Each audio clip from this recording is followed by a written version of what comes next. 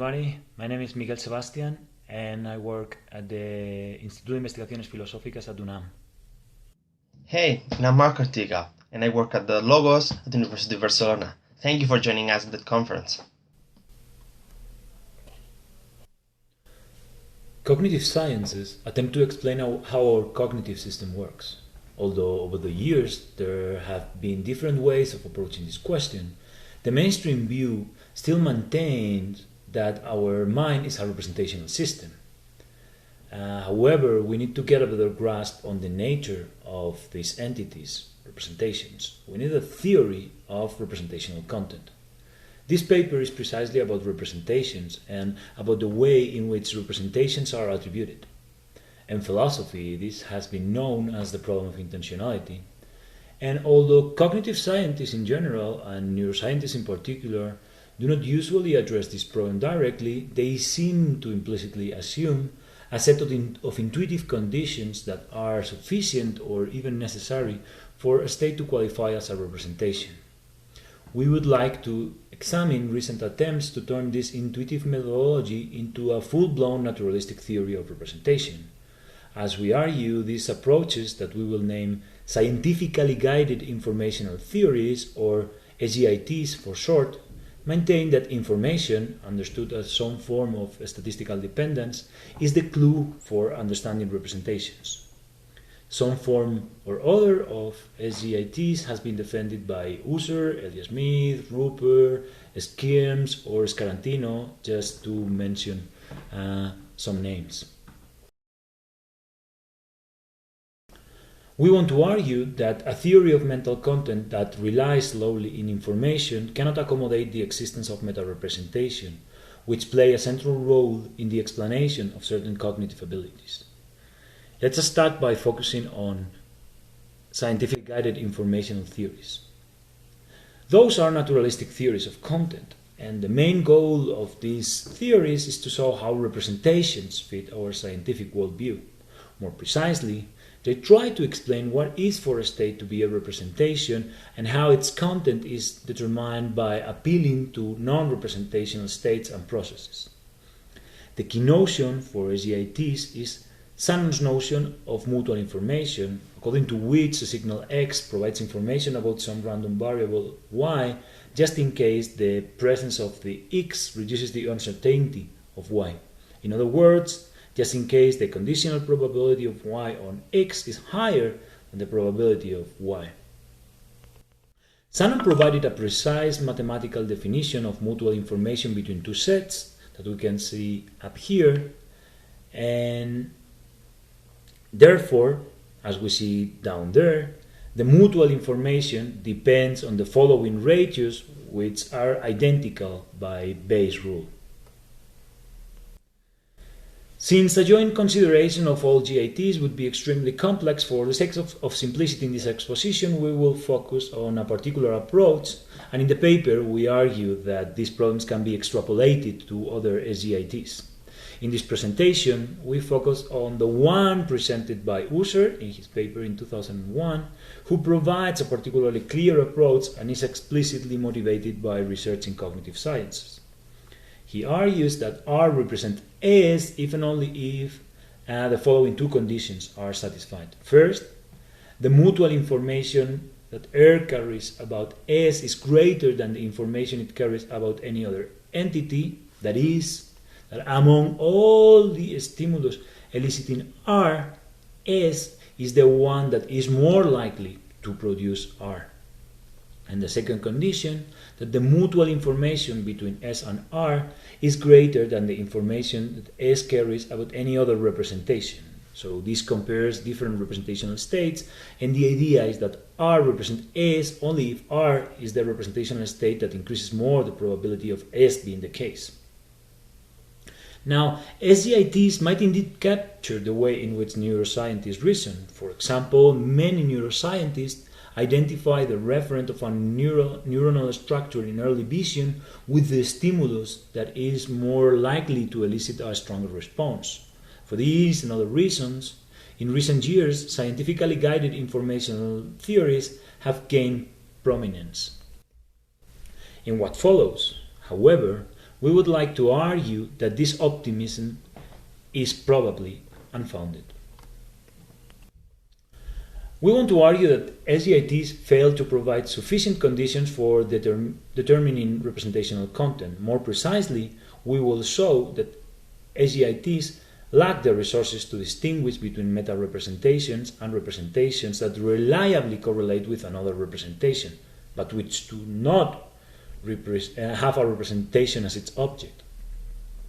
Meta-representations are interesting for several reasons. In first place, we seem to, at least sometimes, know what we think, what we regret, what we perceive, etc. These are particular instances of our general ability to represent our own mental representations. Moreover, it is interesting because of its relation to our mind-reading abilities, our ability to attribute mental states to others. For example, defenders of simulation theories of mind, like Goldman, suggest that the attribution of mental state to others depend upon our introspective access to our own mental states, together with processes of inference and simulation of various sorts. So mind reading depends on the ability to represent our own mental states. The ability to represent our own mental state might also play an important role in consciousness. For example, David Rosenthal has defended that conscious states are those one is aware of oneself as being in. If such an awareness is to be unpacked as a form of representation, then a conscious mental state is the object of a higher order representation of some kind. So consciousness depends on meta-representation. So there seem to be good reasons to postulate and investigate meta-representations. As a result, a satisfactory theory of mental content should be able to explain what makes a representation the object of another representation. In the next section, we want to argue that SGITs lack the resources to do so. Can SGIT accommodate representations? The answer we will develop in this section is that they probably cannot. The problem is that there are situations in which intuitively R represents a stimulus S, but the theory predicts that it is a meta-representation, and the other way around.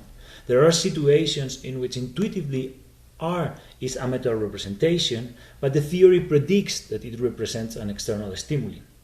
And this is the main objection we want to develop. We will argue that, therefore, SGITs cannot distinguish meta-representations from representations of stimulus by considering these two conditions.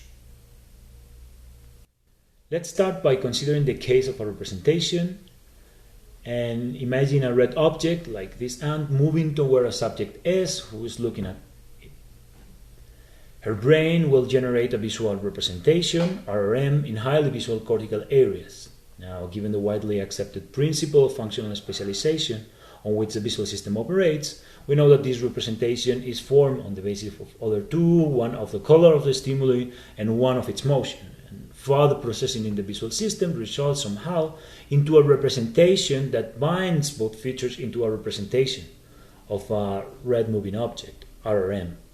According to the theories we are considering, RRM represents a red moving object because red moving objects are the most likely stimulus that produces RRM, and RRM is the representational state that increases more the probability of there being a red moving object.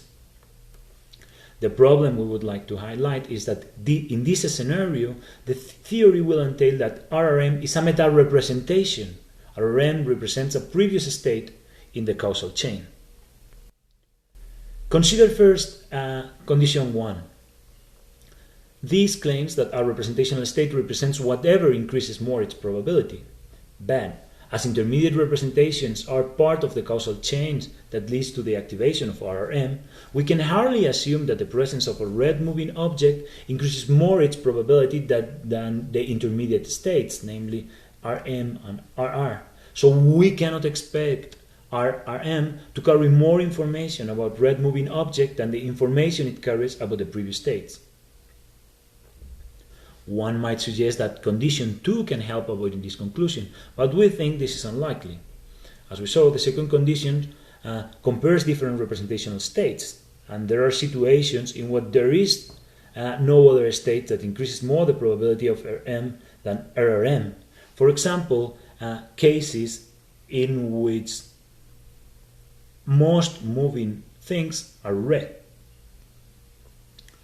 Therefore, there are cases in which SGITs will confuse a representation of certain stimulus with a meta-representation of an intermediate state.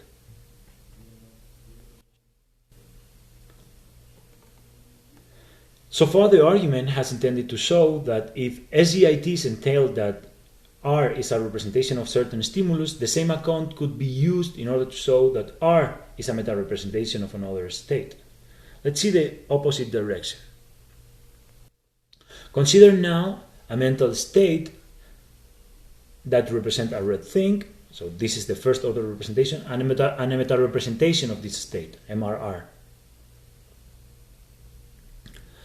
MRR represents RR because RR is the most likely stimulus that produce MRR, and MRR is the representational state that increases more the probability of the first order representation.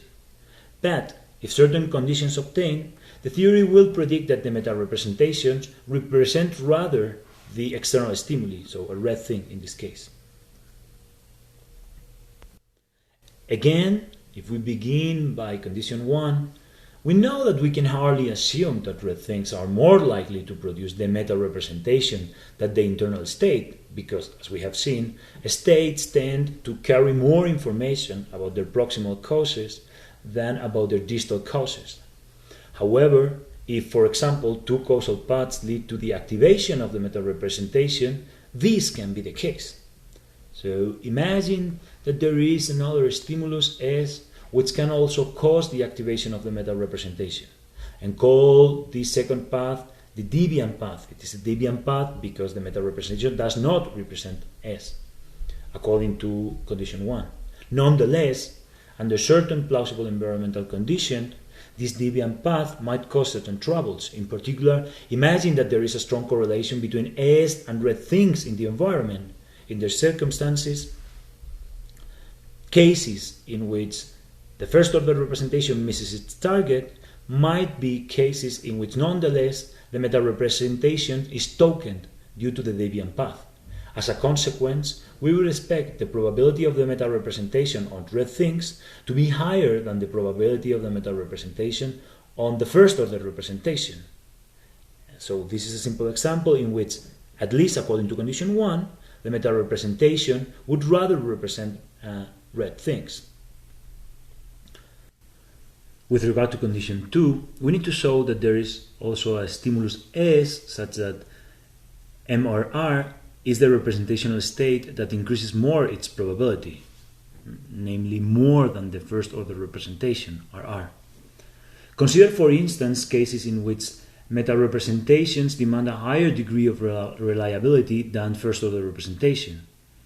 For example, at least in some circumstances, one might expect that the formation of a meta-representation, like the belief that I am seeing something red, is more demanding in terms of reliability than what is required to actually have a first order representation, that is, to actually see red.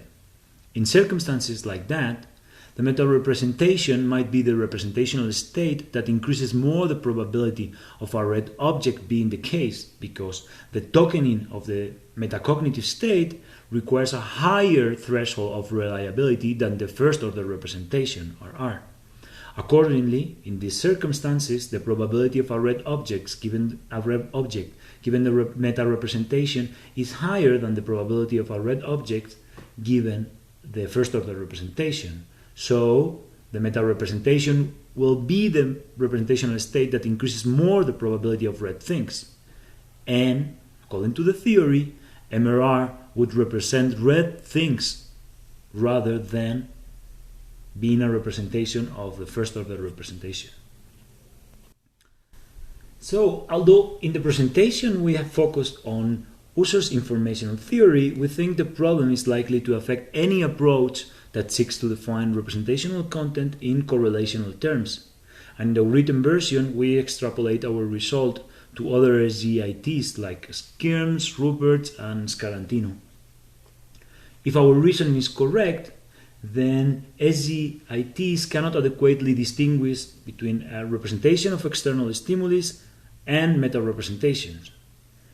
Even though we think that informational relations are likely to be an important element in our understanding of how neural structures come to represent, an appeal to statistical dependencies between events is insufficient for providing a fully satisfactory naturalistic theory of content.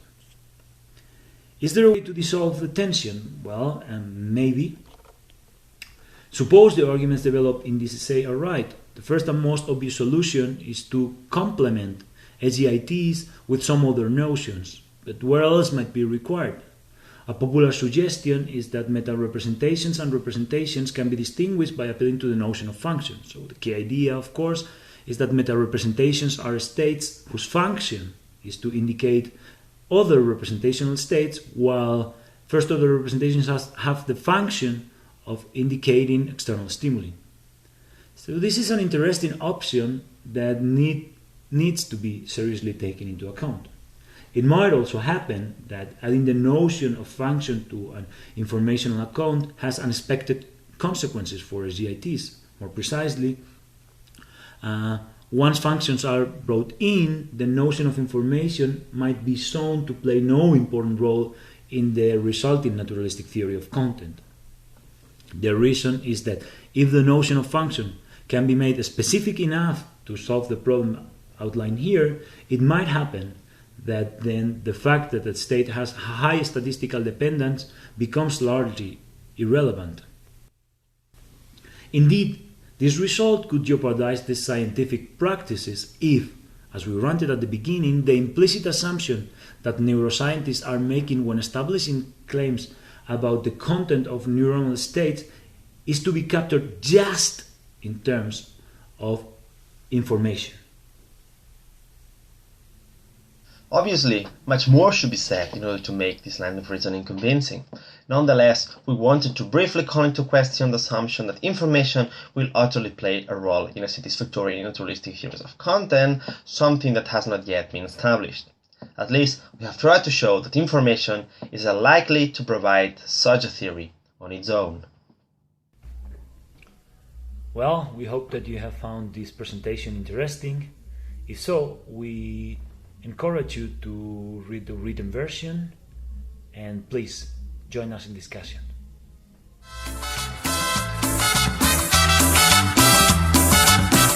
What is this music supposed to represent?